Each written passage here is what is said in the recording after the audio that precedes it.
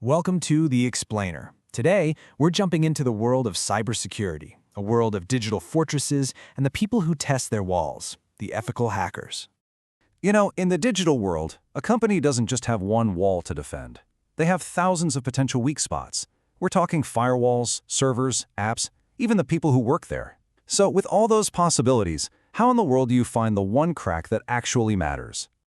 Well, to answer that, you have to get past the constant, overwhelming noise of automated security alerts and really start to think like an attacker.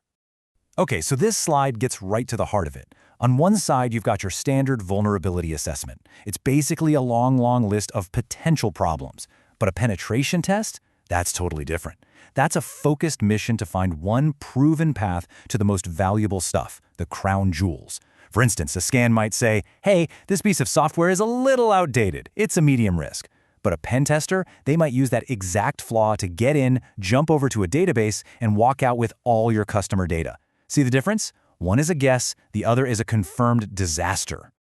And that's the big problem with relying only on automated tools. It's like playing a game of whack-a-mole that never ends. You're just slammed with alerts all day long, but you have no real idea which ones are a true emergency and which ones are just, well, noise. It's so easy to get buried in all that data. And that's exactly why penetration testing, or a pen test for short, is so valuable. The key word here is human-driven. This isn't just another scan, it's a creative, strategic, real-world attack simulation. Its whole purpose is to prove, beyond a shadow of a doubt, that a vulnerability can be used to cause actual business impact. It takes it from what if to here's how. So the whole quest kicks off by choosing a starting point, and that all depends on how much the ethical hacker knows before the mission even starts. And this is where it gets cool. Testers wear different disguises. A black box test is the ultimate challenge. The tester starts with nothing but a target name, just like a real external attacker. A gray box test is a little different. Maybe they get a standard user's login credentials. This simulates what happens if an employee's account gets compromised. And then there's the white box test. Here, the hacker gets everything: source code, network diagrams, the whole shebang, to simulate a rogue insider. All right, so once the disguise is on, the mission unfolds. And it's not just chaos. It's a very methodical, step-by-step process. Just about every professional pen test follows these 4 fundamental stages. It's a journey that takes you from gathering intel all the way to delivering that final, absolutely critical report. So, phase 1 is reconnaissance. Seriously, think of it like casing the joint.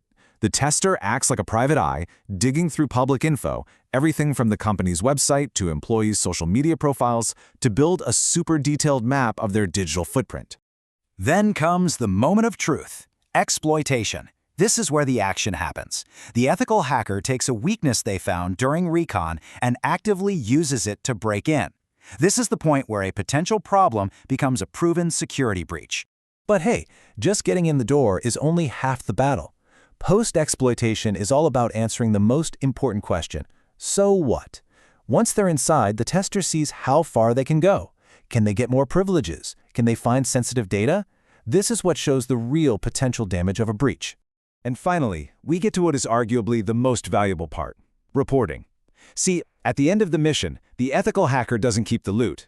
They hand over a treasure map, a detailed guide showing the company exactly how they got in, and more importantly, exactly how to seal up that path for good. Now obviously, to pull all this off, our ethical hacker needs the right set of tools for the job. And while the toolbox is huge, there are a few heavy hitters. Kali Linux is basically the go-to operating system. It's like a complete digital workshop packed with tools. Then you've got Metasploit, which is like a master skeleton key with a massive library of exploits ready to go. And for anything web-related, Burp Suite acts like a powerful magnifying glass, letting testers poke and prod at web traffic. But with all this power, of course, comes incredible responsibility. This is not the Wild West. This quest has very strict rules. Let this one really sink in for a second. This sentence draws the bright, uncrossable line between an ethical hacker and a criminal. Permission is absolutely everything. Without a signed contract, this isn't a test. It's a felony. And that permission is made official in a document called the Rules of Engagement, or ROE. This is the legal contract for the whole test. It spells out in painstaking detail what systems are in scope, what is absolutely off limits, and how to handle any sensitive data that's found along the way. It protects everyone involved. So, the big takeaway here is that penetration testing is, at its core, a defensive exercise. The goal isn't just to break things, it's to find the weak spots before the real attackers do. You can think of it as a crucial fire drill for a company's security team. And this leaves us with a final, pretty big thought about the future. As technology races forward, we're stepping into an age where AI can be taught to find and exploit weaknesses on a massive scale. And the question that leaves us with is, who's going to teach our systems not just how to attack, but how to ethically test themselves and build their own defenses? It seems like the role of the ethical hacker is more important than it's ever been.